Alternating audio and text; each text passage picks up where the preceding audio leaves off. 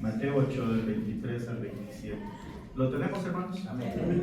Vemos todos juntos. Dice: Y entrando en la barca, sus discípulos le siguieron, y he aquí que se levantó en el mar una tempestad tan grande que las olas cubrían la barca, pero él dormía. Y vinieron sus discípulos y le despertaron diciendo: Señor, sálvanos que perecemos. Él les dijo: ¿por qué tenéis hombres de poca fe? Entonces, levantándose, reprendió a los vientos y al mar, y se hizo grande bonanza. Y los hombres se maravillaron diciendo: ¿qué hombre es este que aún los vientos y el mar le obedecen? Vamos a orar, hermanos. Padre Celestial, te doy muchas gracias, Señor, el día de hoy, por todas las cosas que tú haces. Señor, grandes maravillas haces en nuestra vida y a veces no lo vemos o no lo entendemos. Te pedimos primeramente que limpies nuestra mente, nuestro corazón el día de hoy. Padre, que no seamos nosotros, sino tu palabra la que actúe, Señor, poderosamente en nuestra vida.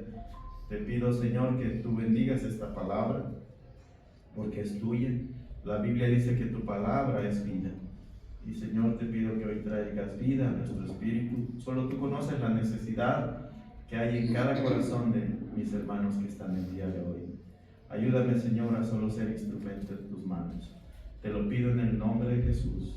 Amén. Amén. Hermanos, esta historia es muy conocida, ¿verdad? A unos niños se les enseña de cómo Jesús calmó la tempestad. No sé si ustedes ya han estado en el mar, hermanos, en alguna tempestad. Yo no he tenido esa oportunidad. Sí he estado en el mar, pero no en tempestades. Pero ha de ser tremendo. Hay un lugar, hermanos, que está en la punta de la Patagonia, que está por el estrecho de Magallanes, donde se une lo que es el Pacífico y el Atlántico. Y hay una ruta ahí cerca hacia la Atlántida que se llama el Paso de Drake. Drake fue un pirata de la antigüedad inglés. Fue el primero en que atravesó ese estrecho. Nadie lo había hecho. Y hermanos, es un lugar terrible donde las aguas del Pacífico y el Atlántico chocan ahí en ese punto intermedio. Y aparte los ríos de la Atlántida que están ahí, del Antártico que están ahí cerca. Y eso hace, hermanos, que hayan olas tan tremendas que pueden alcanzar hasta los 19 metros de altura.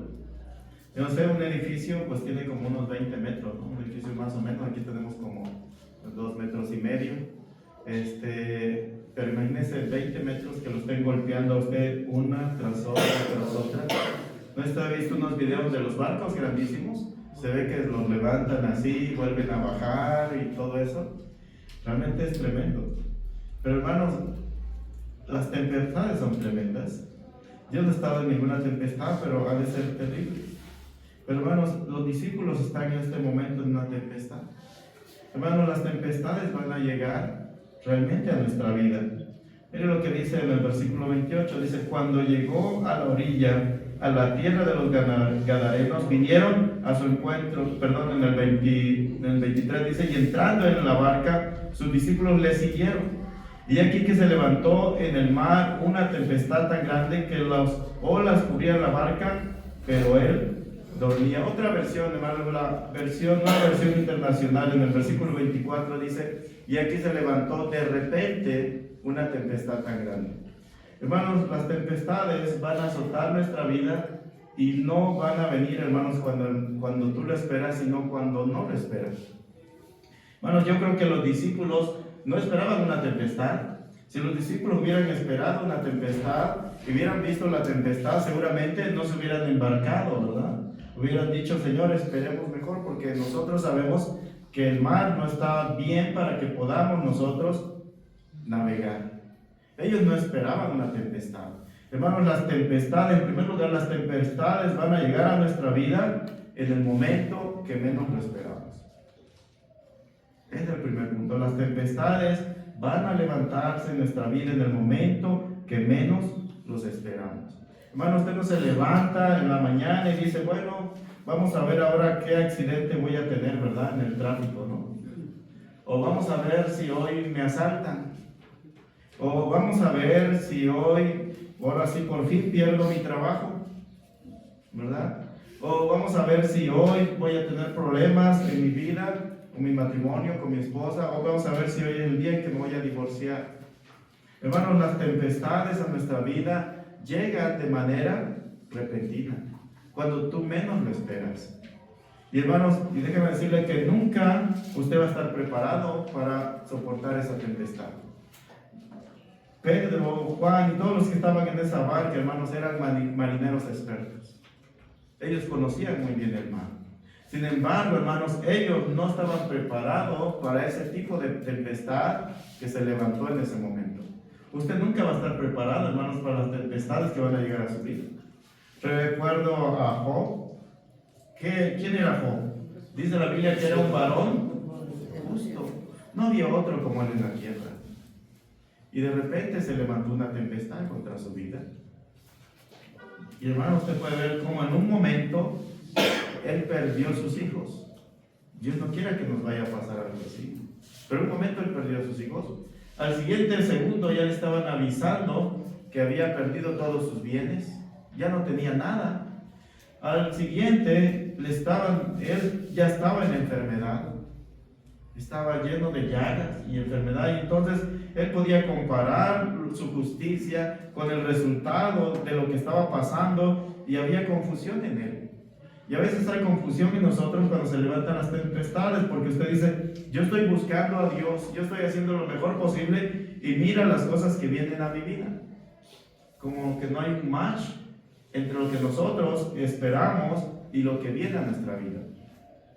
Y hermano, muchas de esas tempestades hacen tambalear nuestra fe. ¿De dónde vienen esas tempestades? En primer lugar, vienen de Satanás. ¿Se acuerda que Satanás dice que se levantó, verdad?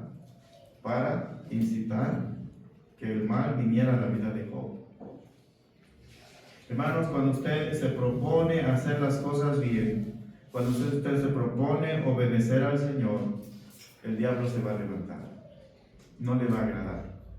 Y va a levantar una tempestad en contra de usted.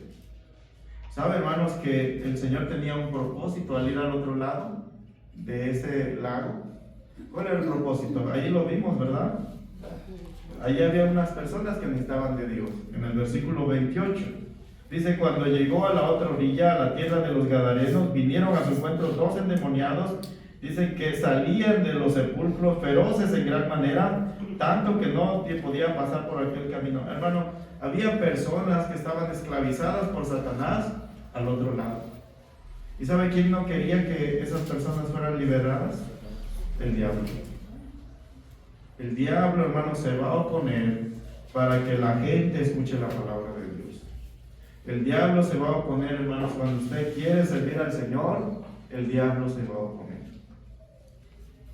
Y eso es, yo les dije a los hermanos hace, 2 domingos, los que habían propuesto bautizarse, le dije, hermanos, prepárense porque van a venir pruebas, van a venir problemas. Y el miércoles comentaba la hermana, ¿verdad?, de los problemas que están teniendo. Y son diferentes tipos de problemas. El diablo, hermano, no quiere que usted obedezca al Señor. Cuando usted está en desobediencia al Señor, usted no se preocupe, usted es de Él, ¿verdad? El diablo dice, no, no me lo molestes porque está conmigo. Pero cuando usted quiere hacer un cambio en su vida, hermanos, quiere servir al Señor, quiere hacer las cosas de manera correcta, ciertamente el diablo se va a levantar en contra de usted y no le va a dejar avanzar y va a querer detenerlo, hermanos. Pero depende de usted. Y segunda, las otras tempestades, hermanos, vienen de nuestra naturaleza. Vamos a ir a Santiago capítulo 4.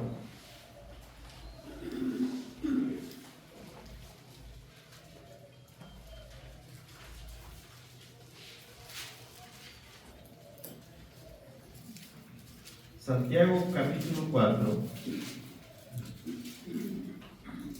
Muchas tempestades, hermanos, son creadas por nosotros mismos.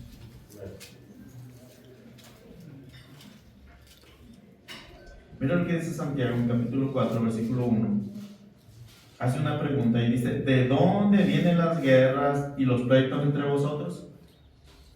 ¿De dónde vienen todos esos problemas que de repente se levantan?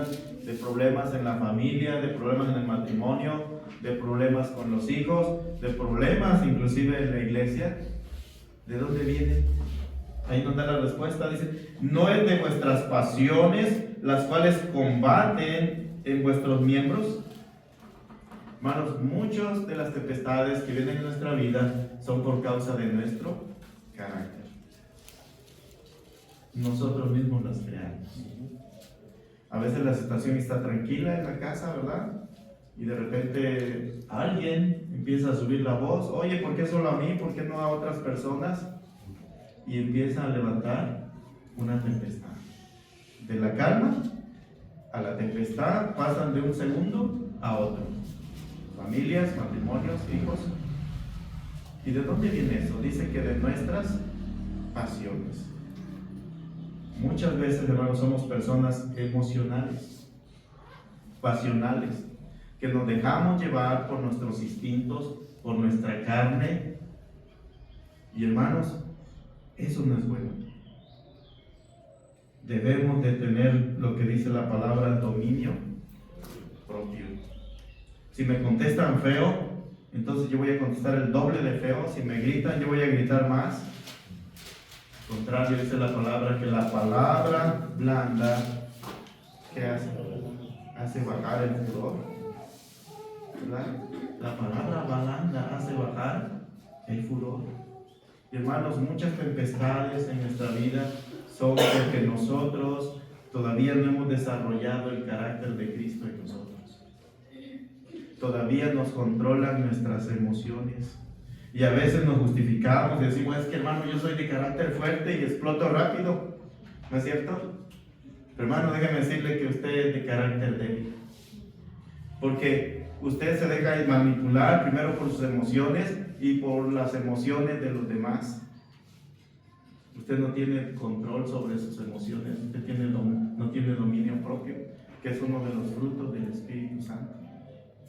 Y a veces nos orgullecemos y decimos, no, es que yo soy de armas tomar y esto, lo otro.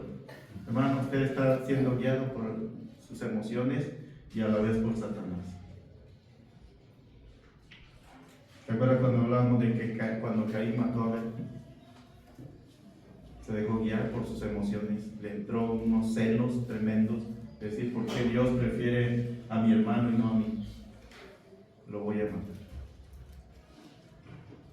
Tal vez nosotros no matemos físicamente, pero matamos, hermanos, en nuestra mente, en nuestros pensamientos. Hermanos, muchas tormentas que llegan a nuestra vida son porque nosotros mismos, hermanos, las estamos creando a causa de que nos dominan a nosotros, hermanos, nuestras pasiones y nuestras emociones. Y ahí dice, Santiago dice, codiciáis y no tenéis, matáis y ardéis de envidia. ¿Se imagina arder de envidia? Decir, ¿por qué este tiene y yo no tengo? Dice, y no podéis alcanzar, combatís y lucháis, pero no tenéis lo que deseáis porque no pedís. Porque tú quieres luchar por ti mismo, quieres hacer las cosas a tu manera, pero no confías en Dios. Y hermano, yo les he dicho, la oración significa descanso en Dios. Cuando nosotros venimos aquí el miércoles a orar, venimos a descansar en el Señor. Venimos y le decimos, Señor, yo no puedo, pero tú sí puedes. Y descansamos en Él. Pero cuando no, entonces estamos luchando en nuestras fuerzas, en nuestra carne, y dice que no vamos a poder alcanzar absolutamente nada. Dice, lucháis.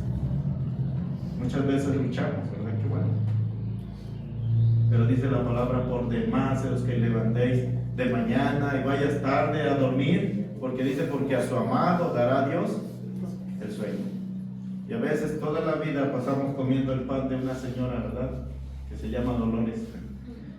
Dice que muchas veces comemos el pan de Dolores. Eso quiere decir que comemos nuestra vida, pasamos nuestra vida con sufrimiento, con dolor. Porque hermanos, luchamos por nosotros mismos y no confiamos en Dios.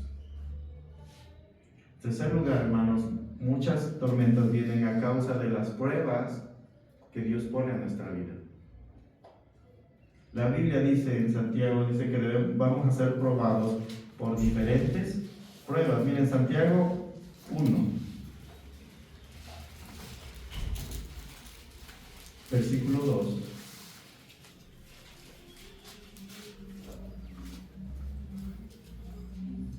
Mire, dice: hermanos míos, tened por sumo gozo cuando os halléis en diversas pruebas. Hermano, ¿está pasando prueba? ¿Cuál debe ser su actitud? ¿De tristeza o de gozo? De gozo. Pero honestamente, ¿nos gozamos cuando pasamos por pruebas?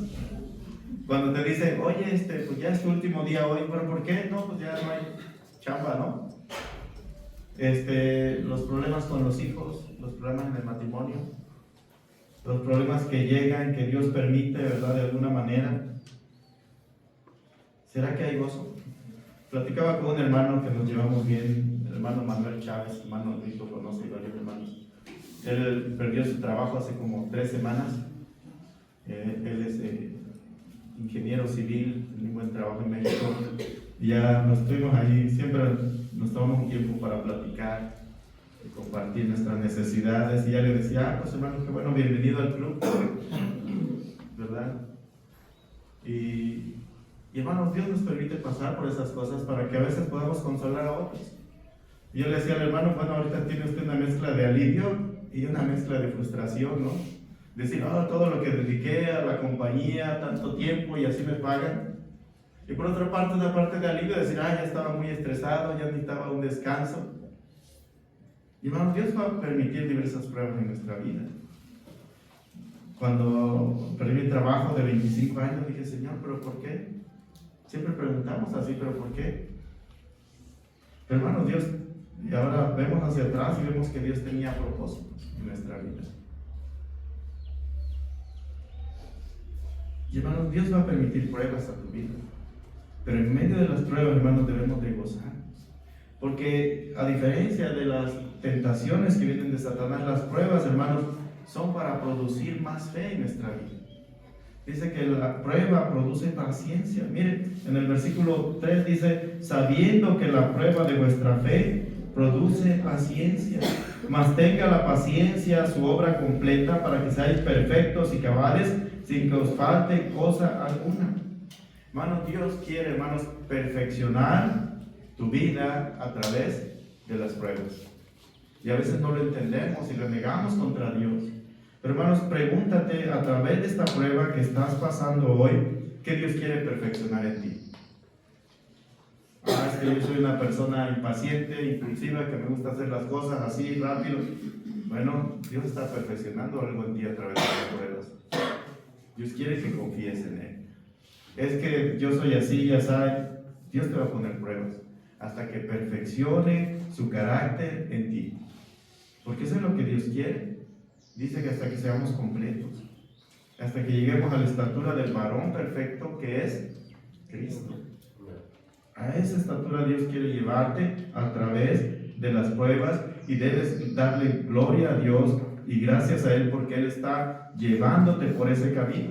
Y hermanos, cuando nos lleva por ese camino, no es fácil, porque muchas veces Dios te va a doblar. ¿Verdad? ¿Se acuerdan del alfarero que se menciona en Jeremías?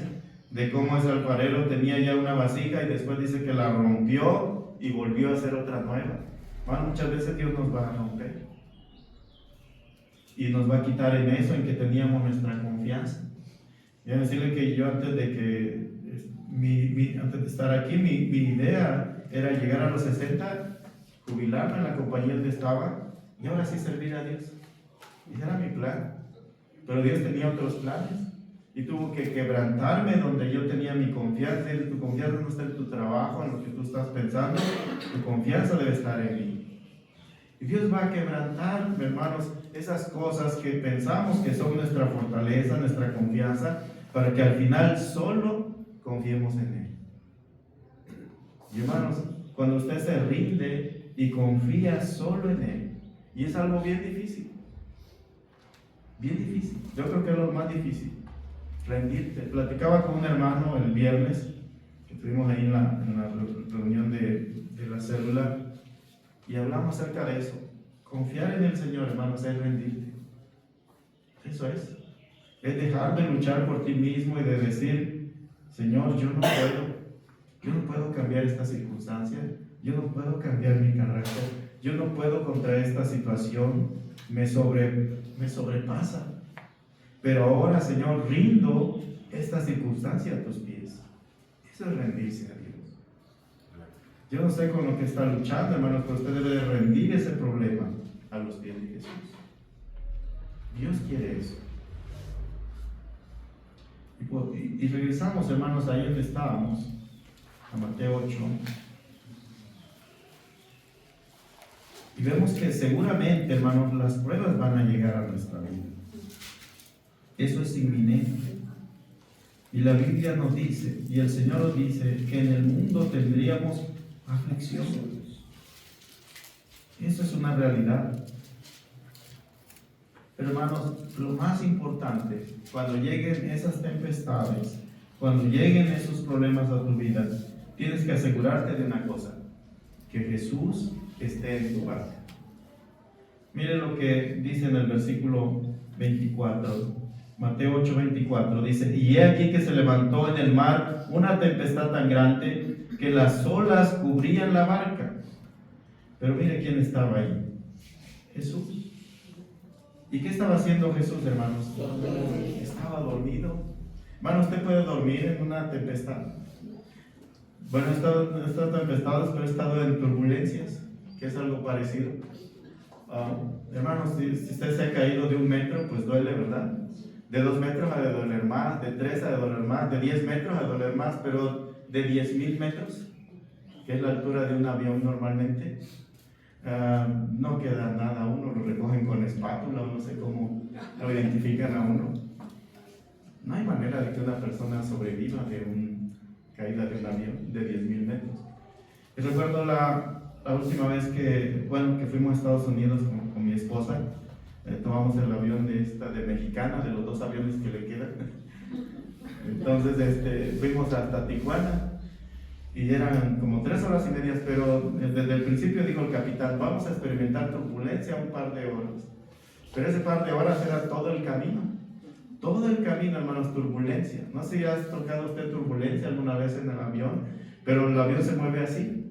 Las turbinas, hermanos, se llenan del aire pesado que está en las nubes y se empiezan como a ahogar. Se empiezan como a ahogar y el avión se empieza a hacer así, así, dependiendo para dónde lo mueva. Pero es algo que a nadie se le desea. Yo soy muy miedoso para las alturas. ¿No se han visto esas ruedas de las fortunas donde sube uno arriba? Pues a mí me da mucho miedo. Y a mi esposa, no, ella va riéndose y yo voy ahí con los ojos cerrados ahí, aguantándome el miedo. Y recuerdo esa vez que esa turbulencia, nos quedábamos viendo los dos y sí, realmente pensábamos que se iba a caer el avión. Y era en el tiempo en que había muchos aviones que se habían caído. Pero al lado nos dimos cuenta que había una niña que iba con sus papás. Y la niña, hermanos, iba jugando con sus muñecas como si nada. Toda la gente iba bien preocupada y todo eso. Y la niña jugando con sus muñecas como si no pasara absolutamente nada. Iba con su mamá y su papá. Y hermanos, ¿por qué esa niña estaba tan confiada? Porque iba su papá con ella. Y le dije, y platicamos con mi esposa. Y dijimos, tenemos que tener la confianza de esa niña.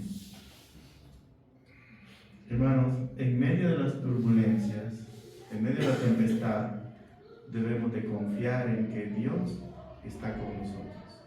Nuestro Padre Celestial, hermanos, está con nosotros. Hermanos, los discípulos no confiaban en Jesús. Porque usted puede ver la siguiente expresión, ¿verdad? En el 25 dice, y vinieron sus discípulos y le despertaron diciendo, Señor, sálvanos que perecemos.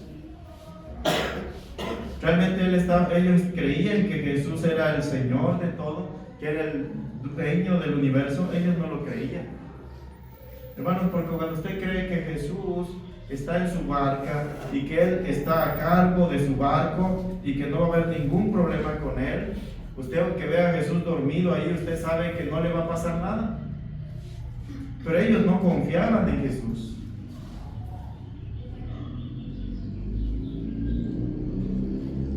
es una lección muy importante, hermanos. Si ellos hubieran confiado en Jesús, ¿saben qué hubieran hecho? Dice la palabra que, en otra palabra en Marcos, dice que Jesús estaba acostado como en un pilar allá abajo, ¿no? En un madero, en la parte de la popa. La popa es la parte de atrás del barco, ¿verdad? La proa es la parte delantera y bueno, tiene varias nombres, pues las partes del barco, pero la popa es la parte de atrás donde Jesús estaba profundamente dormido. Hermanos, ¿qué hubiera hecho usted si hubiera sido los discípulos? Se hubiera espantado, igual le hubiera dicho, Señor, que no te preocupa, que nos estamos hundiendo. Y muchas veces, hermanos, la actitud de los discípulos es la misma actitud de nosotros. Porque a veces tú piensas que cuando más problemas tienes, es cuando más Dios está donde está dormido. Porque no ves a Dios actuando. Y dices, ¿dónde está Dios ahorita que tengo todos estos problemas? Él está a un lado de ti. Pero tú no confías en Él. Si los discípulos hubieran confiado en Él, hubieran dicho, Señor, haznos un lugarcito, ¿verdad?, para echarnos una dormidita contigo. Haznos un espacio ahí para descansar contigo. Porque seguramente no nos va a pasar nada. Porque va con nosotros el Rey de Reyes y Señor de Señores. Hermanos, en las pruebas, en la tempestad, es cuando Dios está más cerca de ti. Y aunque Él está dormido, aparentemente para ti, pero Él tiene el control de todo lo que pasa alrededor. La Biblia dice que no nos dejará ser tentados más allá de lo que podamos resistir. Él sabe cuánto puede resistir. Y vemos la falta de confianza, hermanos, de los discípulos en Jesús. Y a veces nosotros somos como Él y le reclamamos, le decimos que no te da cuidado, que no ves que perecemos, que no ves todos los problemas que estamos teniendo. Pareciera que Dios no se interesa en tus problemas, pero Él está ahí junto a ti. Pero debes de asegurarte que Él esté ahí. Hermanos, ¿se acuerdan de esa canción de la familia? Del hermano Rubén Sotelo, dice que la familia va como un barco en alta mar, ¿verdad? Y dice que uno es vigía y muy bonita esa canción. El hermano a veces la ha cantado. Hermanos, en tu barco, ya llámese tu vida, ¿va Jesús ahí? ¿Está Jesús gobernando ese barco que es tu vida? ¿Es Jesús el Señor de tu vida? ¿O eres tú el que va timoneando ese barco? En la familia, hermano, hermana, es el Señor el que va ahí en ese barco. Es el centro de ese matrimonio, hermanos, Jesús. Qué importante es esto, hermanos. Asegurarnos que Jesús vaya en el barco. Si Jesús no va en el barco, hermano, seguramente ese barco se va a hundir. Hermanos, vemos en este tiempo como muchos matrimonios, hermanos, se destruyen. Y no hablo de matrimonios jóvenes. De acuerdo a las estadísticas, los matrimonios que más se divorcian son los que llevan mucho más años, 30 años, 40 años. Platicaba con un hermano y decía, yo no sé cómo pasó esto en mi vida, de que la familia se destruyó. Hermanos, es porque no nos aseguramos que Jesús va en el barco. Y muchas veces no tomamos en cuenta a Jesús para nuestras decisiones. Tomamos nuestras propias decisiones en nuestra vida. Y ya después cuando estamos en problemas, entonces le decimos, Señor, sálvanos. Pero no lo dejamos que Él lidere, que Él gobierne nuestro barco. Y eso significa hacer a Jesús como nuestro Señor. Hermanos, mucha gente no quiere ir al infierno. Nadie quiere ir al infierno. Y quieren que Jesús los salve. Pero nadie quiere, hermanos, que Jesús sea el Señor de sus vidas. Ese es el problema. Muchos cristianos viven una vida mediocre, hermanos, porque no tienen a Jesús como el Señor de sus barcos. Sí quieren la salvación, pero quieren remar para donde ellos quieren remar. sin considerar la dirección que Jesús les está dando. Esa es la diferencia. Y por eso muchos cristianos fracasan. Aunque conozcan la palabra, fracasan. Porque no dejan que Jesús dirija sus vidas. No dejan que Jesús dirija sus matrimonios. No dejan que Jesús dirija sus finanzas. Ellos quieren tomar decisiones. Y entonces llega la tempestad y no pueden soportar. Porque van solos. No va Jesús a ellos. Y hermanos, ¿qué pasó después? Miren el versículo 26, dice: Él les dijo: ¿por qué teméis, hombres de poca fe? Entonces levantándose reprendió a los vientos y al mar, y se hizo grande bonanza. Y se hizo grande bonanza. Hermanos, el único que es Señor de todo, la Biblia dice en Filipenses 2:9 al 11, dice que por haberse humillado a sí mismo, se hizo obediente hasta la muerte y muerte de cruz, dice, por lo cual Dios le exaltó hasta lo sumo y le dio un nombre que es sobre todo nombre, para que en el nombre de Jesús se doble toda rodilla de los que están en los cielos, en la tierra y debajo de la tierra, y dice en el 11, y toda lengua confiese que Jesús es el Señor, para gloria de Dios Padre.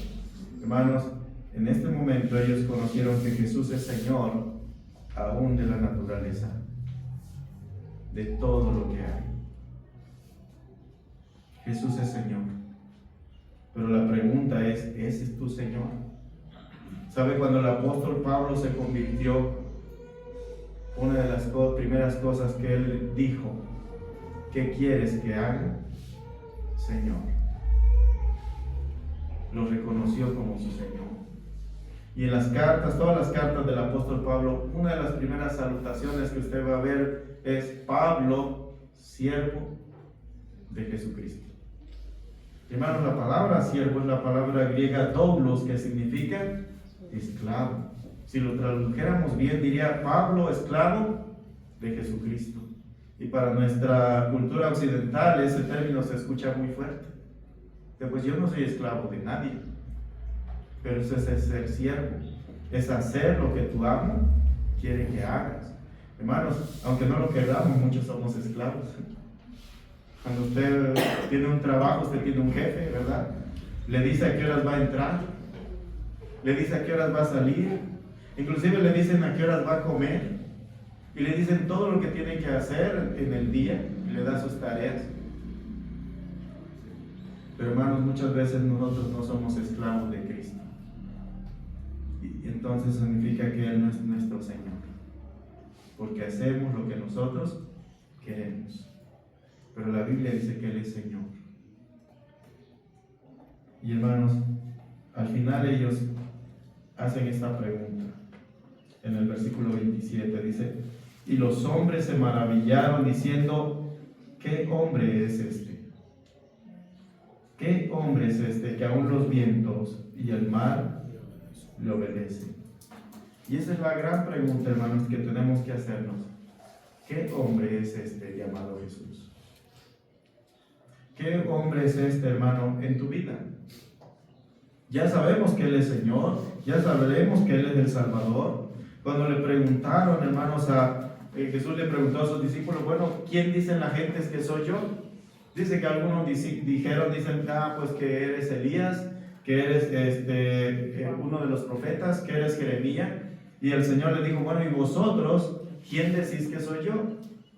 Y Pedro, ¿verdad?, lleno del Espíritu Santo, dijo: tú eres el Cristo, el Hijo del Dios viviente. Y la pregunta, hermanos, para usted: ¿quién es Jesús? ¿Es solo su Salvador? ¿Es solo una religión más?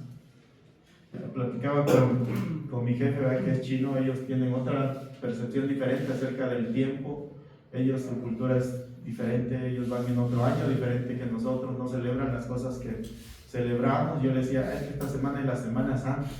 Es que dice que esto es del mundo occidental, dice, del cristianismo, allá no celebramos esto. Pero hermanos, para usted, ¿quién es Cristo? ¿Es una religión más? ¿O es realmente, hermanos, alguien real en su vida, a que usted le obedece, a quien usted le sigue, hermanos, a quien usted, hermanos, está cada día sirviendo. Jesús dice, ¿verdad? Y reprende a los discípulos y le dice, ¿por qué me llamáis Señor, Señor, y no hacéis lo que yo digo? Yo le pregunto, hermanos, ¿es Jesús el Señor de su vida? Él gobierna todos los aspectos de su vida, porque hay aspectos de nuestra vida donde le decimos al Señor, bueno, esto sí te lo entrego, esto sí, pero esto no. Mi dinero yo lo administro, ¿verdad? No me hables de ofrendar, de diezmar, eso no. Tal vez de esto sí. Del carácter, bueno, yo voy a seguir haciendo lo que yo pueda, pero esto no. De esto tampoco. Entonces no es Jesús nuestro Señor. Porque invitar a Jesús como nuestro Señor, hermanos, es entregar nuestra vida en sacrificio a Él. Como dice Romanos 12:1, dice que debemos entregar nuestra vida en sacrificio que vivo, santo y agradable al Señor. Eso es que Jesús es nuestro Señor. Es decir, Señor, te entrego mi vida en sacrificio. Eso es lo que le llamamos también consagración. Consagrar tu vida para que Jesús sea el que la gobierne. Y hermanos, esto me costó a mí. Porque yo, cuando empecé en la iglesia, también era de los cristianos que iba, me gustaba escuchar, pero nunca quería tener un compromiso mayor con el Señor. Pero cuando entendí que Dios no quiere, hermanos, que nosotros solo tengamos a Jesús como nuestro Salvador, sino como nuestro Señor. Allá en Romanos 10, hermanos, mire lo que dice. Usted no puede creer solo en Jesús como Salvador. Tiene que recibirlo como Señor también de su vida. Romanos 10:9.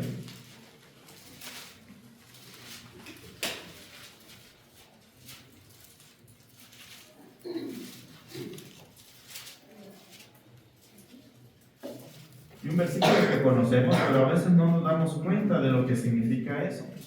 Mire, dice que si confesares con tu boca que Jesús es el Señor, pero no solo que es el Señor, hablando universalmente, sino que es el Señor de quién, de tu vida. Y aquí viene la pregunta, ¿has confesado a Jesús como el Señor de tu vida? Decirle, Señor, yo te confieso que tú eres el que gobierna mi corazón. Pero usted puede decir, sí, Jesús gobierna, pero ¿gobierna tu vida? Dice que si confesares con tu boca que Jesús es el Señor, dice, y creyeres en tu corazón que Dios le levantó de los muertos, serás salvo. Porque con el corazón se cree para justicia, pero con la boca se confiesa para salvación. Hermano, la salvación empieza cuando tienes a Jesús como el Señor de tu vida. Y es algo que muchas veces no se predica. Queremos que toda la gente venga y sea salvo y que acepten a Jesús y que no va a haber ningún problema y que puedan seguir viviendo sus vidas como lo han vivido anteriormente, sin ningún compromiso con Él. Pero el Señor quiere compromisos. El Señor dijo, ¿verdad? Si alguno quiere venir en pos de mí, niéguese a sí mismo. Significa eso, ya no voy a hacer lo que yo quiero. Tome su cruz cada día y sígame. Sé mi discípulo, sé mi siervo. Eso es realmente la salvación. Que Jesús sea el Señor de tu vida. Entonces usted va a experimentar, hermanos, el gozo. Usted va a experimentar, hermanos, grande bonanza, la paz. ¿Sabe? Cuando Jesús reprendió esa tempestad, dice que después hubo grande bonanza. Hermano, hubo paz. Las personas que confían en Jesús con todo su corazón, hermano, una de las primeras cosas que tienen es paz.